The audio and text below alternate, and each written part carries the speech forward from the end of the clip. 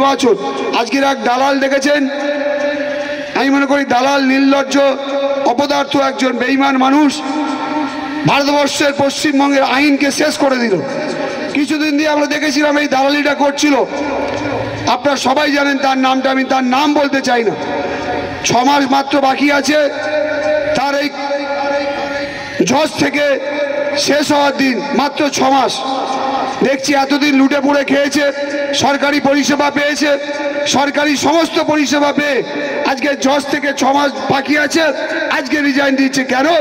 একটু আগে টিভি সম্মেলন করে বলছে, সাংবাদিক সম্মেলন করে, যে আমি বিজেপিতে যোগদান করব।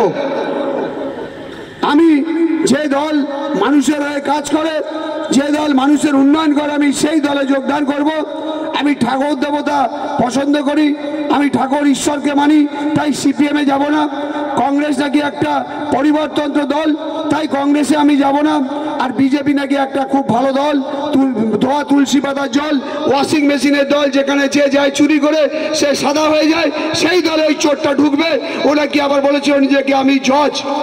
প্রত্যেকটা জায়গায় একটা ইন্টেনশনালি আজকের রাজ্যকে আপনারা বুঝতে পারছেন, আপনাদের বলবেন গ্রামে গ্রামে গিয়ে যে আজকের প্রত্যেকটা দল একটা প্রি প্ল্যান ছিল, আগে দিয়ে প্ল্যানিং করে করে করে করে প্রত্যেকে আমাদের রাজ্যকে অপমান করার জন্য বিভিন্ন সময় বিভিন্ন রকম তিনি তার ওই জজের চেয়ারে বসে মিথ্যা একটা একনায়কতন্ত্রভাবে ফলস একটা রায় দিতে, আজকে তার জলকে জল মানে পরিষ্কার হয়ে গেল যে আজকে তিনি বিজেপির দালাল ছিলেন। আজকে লোকসভা বলছে আমি ভোটে দাঁড়াবো। ওনাকে একজন সাংবাদিক প্রশ্ন করেছে, আপনারা বলবেন গ্রামে গ্রামে গিয়ে এইসব কথা।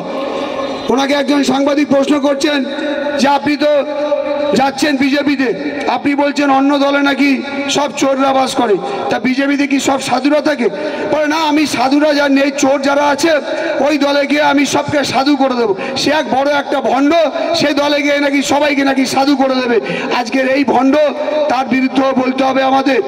সে বলছে সাংবাদিকদের যে শুভেন্দু অধিকারী কাগজে মুড়ে যে টাকা নিয়েছিল, আপনারা দেখেছেন সবাই, স্ট্রিং অপারেশন হয়েছিল।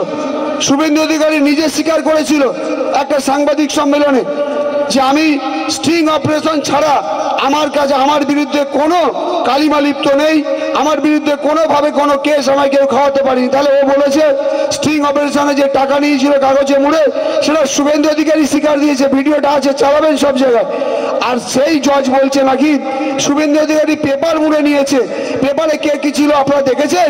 শুভেন্দু অধিকারী টাকা নেয়নি। আজকের এই জজ বলছে, একটা নির্লজ্জ অপদার্থ একটা দেশকে শেষ করার জন্য আজকে আবার পৌঁছাচ্ছে। আমাদের অনেক কথা বলার আছে। যে বলছে দলে ঢুকবে, বলছে উন্নয়ন করবে, সেই দলের নেতা প্রধানমন্ত্রী আজকে 2 দিন ধরে কলকাতা পড়েছিল, চলে গেছে, আবার 7 তারিখে আসবে। আবার সেই লোকাল ট্রেনের টিকিট কাটা শুরু হয়ে গেছে। প্রতিদিন একটা করে প্লেন আসবে, দেখবেন এই প্লেনে একটা একটা 2টো করে 3টে 4টে করে নেতা আসবে পশ্চিমবঙ্গের। সেখানে বিভিন্ন জায়গায় অত স্টাইল আছে, একদম ঝাঁ চকচকে জামা পায়জামা, পাঞ্জাবি, কোনো জায়গায় ধুতি পাঞ্জাবি, বিভিন্ন স্টাইল